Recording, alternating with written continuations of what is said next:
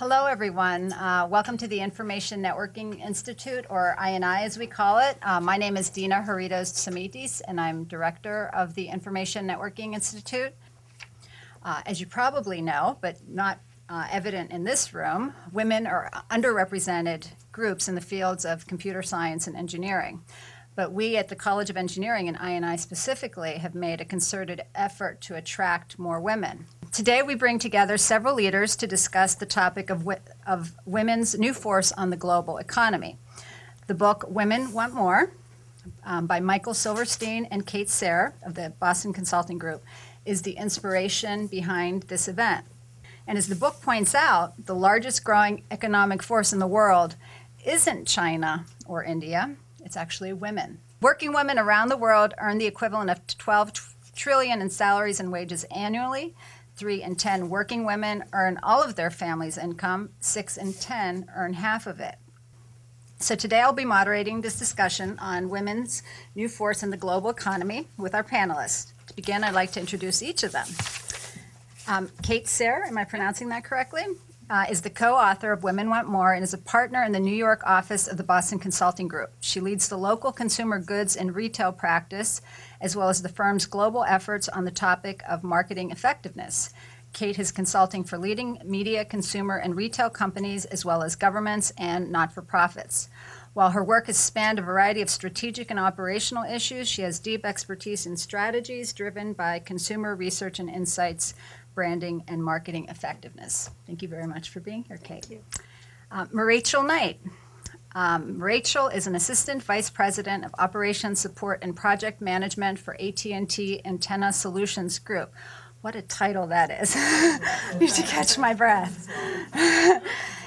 In this capacity, Rachel is responsible for overall program management, systems and process development, and project management of distributed antenna systems designed to provide maximum wireless telecommunications coverage and capacity in special venues like stadiums and convention centers.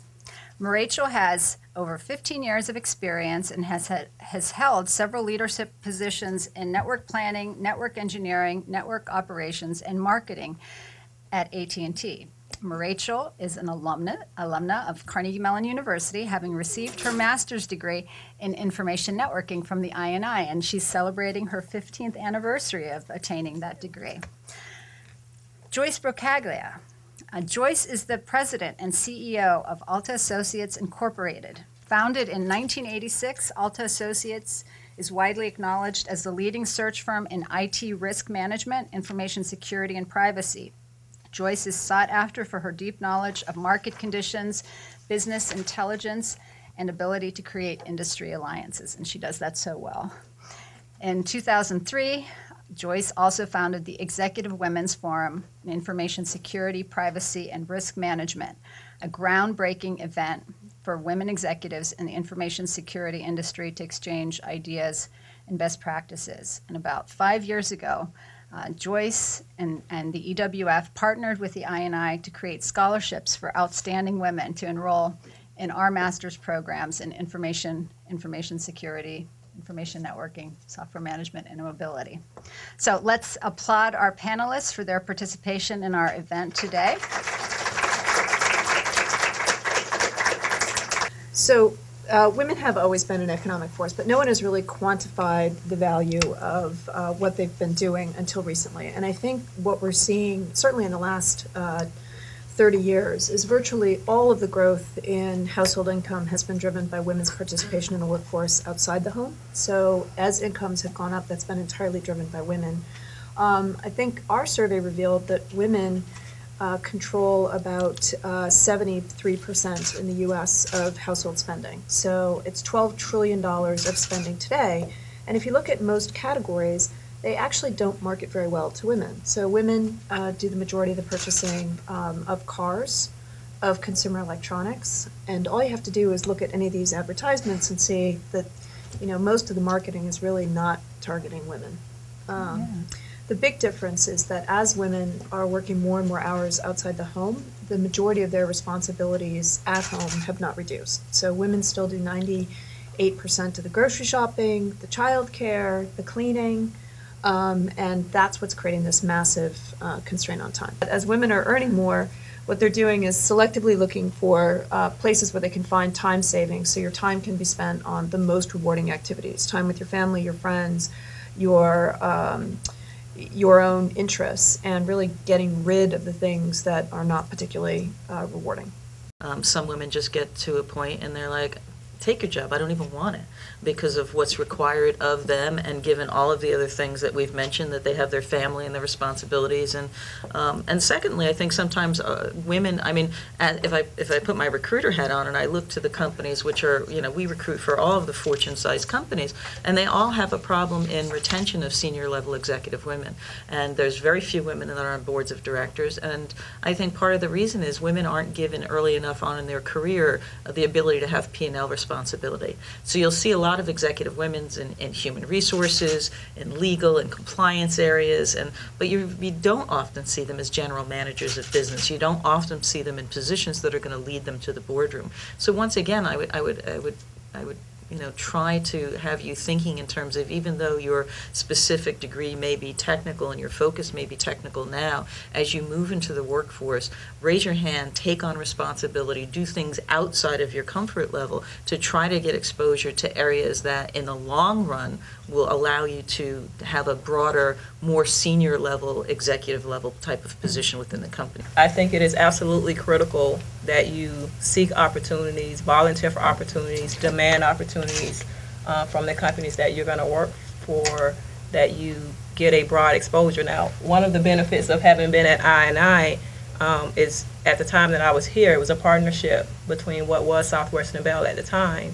And so on design, out of leaving I&I, because of the broad experience that I gotten here, we had a program specifically designed to give me exposure to different parts of the business. You decide what you like and you want to pursue your passion and you want to be in an area that fits your skills, but I think you do have to make a conscious decision that I have to do this to get the experience, profit and loss experiences.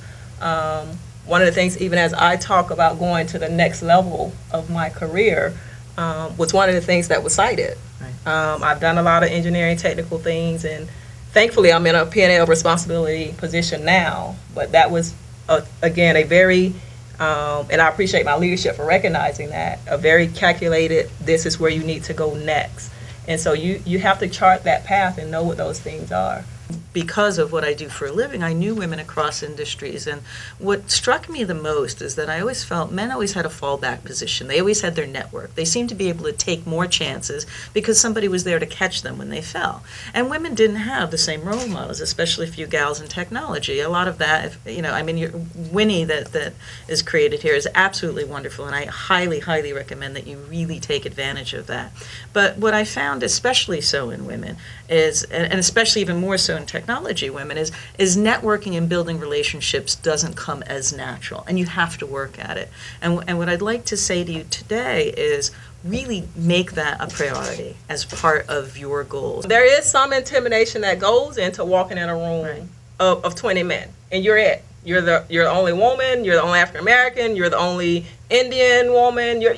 There's all these onlys. I mean, you got to suit it up and walk in and say, I earn the right to be here. This is what I bring to this table, and we're going to have a conversation as we're peers, or as whatever my role is in this responsibility. And that's, you have to get yourself into that mindset, and don't apologize for being there. Chances are, if you're there, you deserve to be there. Right. I mean, you didn't just fall in that room.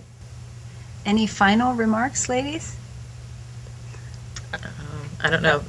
Networking is like a muscle. The more you use it, the stronger it gets. So start now. Build your bodies, build your minds, build your network. I would just say that as you pursue your careers, whether it's entrepreneur or you decide to go into corporate, that you own your career.